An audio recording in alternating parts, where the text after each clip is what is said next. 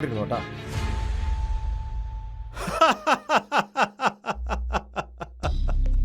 നിങ്ങൾക്ക് വേറെ പണിയൊന്നുമില്ലട പിള്ളേരെ. വല്ലതും പഠിക്കാനാ, തൊഴിലെടുത്ത് 10 കാശുണ്ടാക്കാനാ നോക്ക്.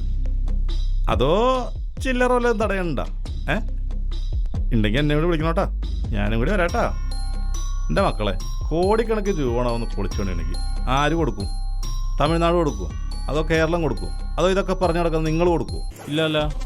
വല്ല വടക്കേന്ത്യയിലും കിടക്കുന്ന കേന്ദ്രമന്ത്രിമാർക്കാണെങ്കിൽ ഇതിൻ്റെ ഒരു ABCD അറിയത്തുമില്ല. ഇവിടെ നിന്ന് പോയി 20 MP അവിടെ ചെന്ന് കാമാന്നൊരു അക്ഷരം വീണ്ടെത്തൂല. ഇതൊന്നും നടപടി ആവൂല മക്കളെ. മക്കളെ വെയിൽ കൊള്ളണത് വെറുതെ ആവും.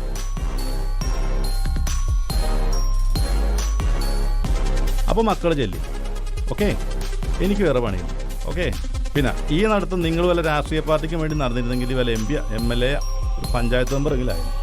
ഓക്കെ, അപ്പോൾ ചെല്ലി, എനിക്ക് വേറെ പണിയുണ്ട് കേട്ടോ. സാറേ, ഞങ്ങൾ ഡോക്ടർമാരൊന്നുമല്ല, എങ്കിലും ഞങ്ങൾ ഓരോ തൊഴിലെടുത്ത് കുടുംബം നോക്കുന്നവർ തന്നെയാണ്. ജീവിച്ചിരുന്നാലേ ഈ പറഞ്ഞ തൊഴിലെടുക്കാൻ പറ്റുമെന്ന് തിരിച്ചറിവിൻ്റെ പേരിൽ ഇറങ്ങിയതാ.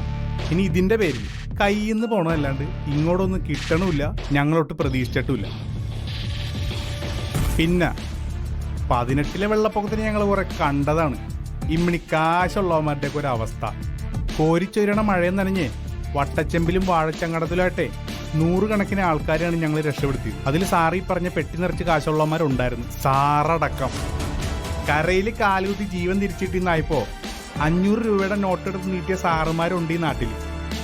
അവരുടെ കുടുംബത്തിൻ്റെ ജീവന് അവരിട്ട വില 500 രൂപ. സാറേ, ഒന്നോർത്തോ, അന്ന് കുറച്ച് നാളത്തേക്ക് ആ നോട്ടുകൾക്ക് വെറും കടലാസിന്റെ വില പോലും ഉണ്ടായിരുന്നില്ല. അതുകൊണ്ട് സാറ് ഞങ്ങളെ പണം കൊണ്ട് അളക്കാൻ നിൽക്കണ്ട.